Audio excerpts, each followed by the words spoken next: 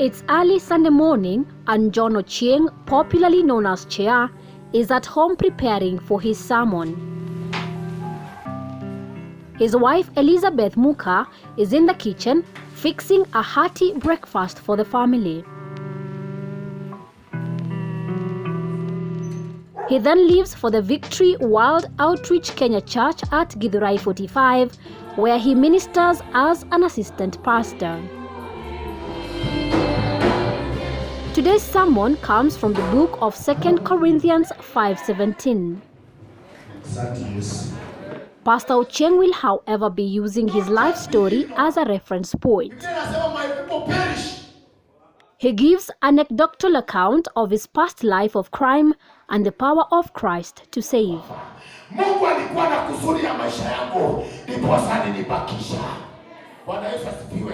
John Ochieng was born and raised in the ghettos of Githurai.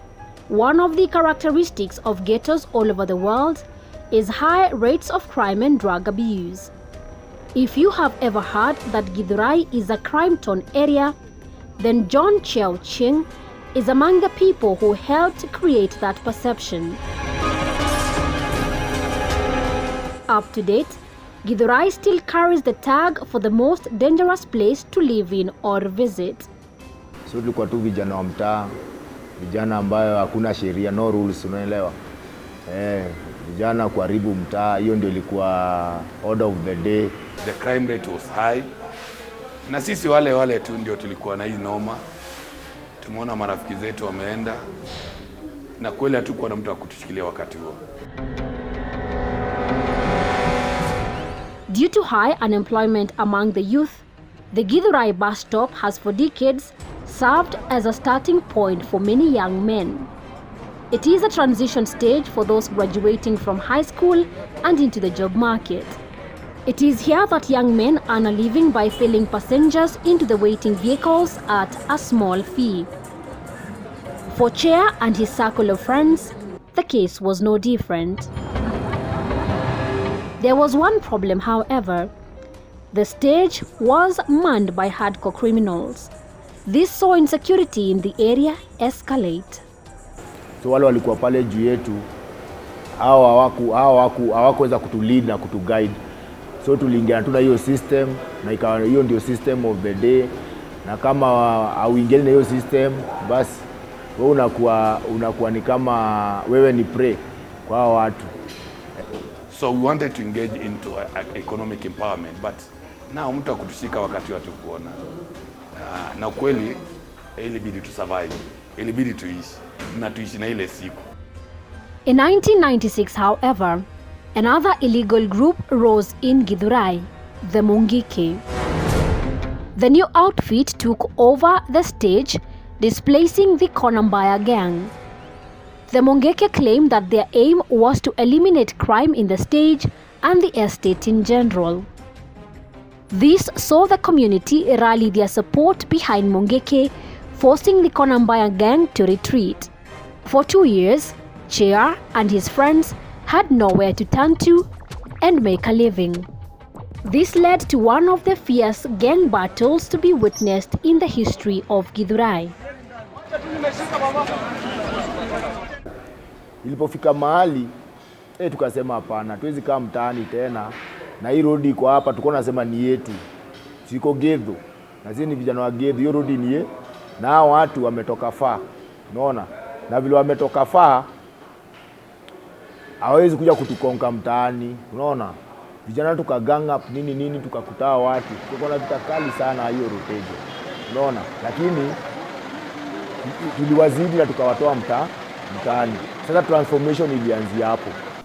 Shamba ambayo tulibaki nayo ni stage. Yaani ukitaka kwa hustle you have to go to the stage. Ukote hizo kinde, hizo mbao, hiyo tenbo to survive. Left with no choice, John Ochieng would start weeding out members who refused to embrace change, all in a bid to win the trust of the community and authorities. Nobody was ready also to accommodate us also too. So we realized it was also our issue. It was also our issue too. But tungefanya nini? That was life anyway. There were many who did not reform. They chose to join other illegal groups from places like Dandora and Kibera. Crime went a notch higher as the Konambaya gang was introduced to guns. Most of them died by the same gun. So after kuona marafiki zetu wameenda, unaamka hata saizi ni kuonyesha album uwezi furahia. Inakuwa so painful, it's so painful in that mlikuwa na mtu saizi, in the next few minutes hayuko, amepigwa risasi, alikuwa anafanya nini? Ameenda kuchapilia ndaia wenyewe side mirror, amepita nayo. Kidogo hivi mwingine ameenda kuchapilia keja mtu. So life was so hard anyway by that time. Lakini sasa kikuwa ni ile mambo ya guns, ulikuwa unapata hawachafui nazo mtaani, wanaenda kuchafua nje. Unaona? Wanaenda kugonga mali fulani. So unapata wakienda kugonga mali fulani, unasikia mtu fulani alibaki. Kubaki ni kumaanisha nini? Aligongewa huko. Unaona? Na ni best wa mtaani. Maybe wamesetiwa na wale wasee tuende mali cha kugonga fulani. Wale wakisense danger wanaondoke. Mtu anabaki kwa noma, anamaliziwa hapo hivyo. Unaona? So tulilose vijana wengi sana through hiyo kushutiwa na makarao na nini. Romantic relationships between women and men in Githurai were defined by how close to the gangsters one was. John Ochieng met his wife Elizabeth Muka, with whom they have 2 beautiful girls in 1999. Hiyo time Githurai ilikuwa mbaya. Na ndio sasa msichana kuisave in Githurai lazima ushikane na one of them. Sasa ilibidi tu tukashikana na Chea nikajipata sasa mimi ndio bibi. Her parents were against the idea of her dating a gang member. However, the union offered some benefits such as protection. At least nikiwa na yeye pia hao nilikuwa na protect in other ways. Juu hakuna venye wangechokozwa wakijua hawa ni brothers ama sisters wa wife ya Chea. Mtu akaona angeguzwa na mtu. Unaona? Alafu sasa unajua wale walikuwa wametusurround, wale mmodazi na wale majirani, tayari walikuwa tushatuzoea. Alafu sasa wale wa surrounding hapa hawa tunge waguza. Unaona? So hawa wako na feeling kama tuko threat kwao. Prior to 1998, Chea and his friends would use boxing as a training tool for crime. As this was unfolding, John Ochieng met with a boxing coach and his life transformed. He played boxing to the highest level and would later form the Thailand Boxing Club. Nowadays, John Ochieng spends 3 days a week at Githurai Social Hall, training upcoming boxers and helping children steer clear of trouble.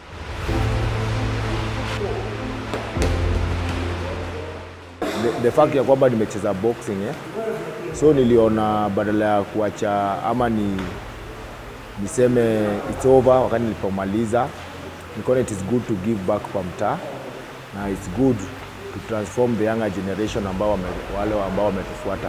Mpenda sana kuchekiwa toi, natakaga wakuje pahali na wapata every time, napenda kuwaongelesha, nataka wakigrow wakiwa wasewa poa. The real transformation is seen in the impact John Ochieng has made in his community through training and boxing tournaments. Robert Gashohinganga is a 20-year-old boxer born and bred in Githurai. He was introduced to the sport at the age of 12. Kama si boxing manze, ningekuwa yenyewe nilishikana na bad company.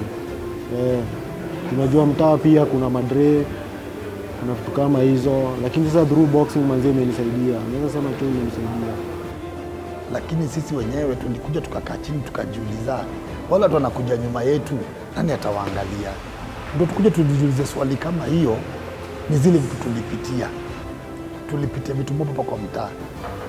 Vijana ambao wamepitia hii boxing kwa sasa hivi ni wanajeshi, ni askari, they are doing great things.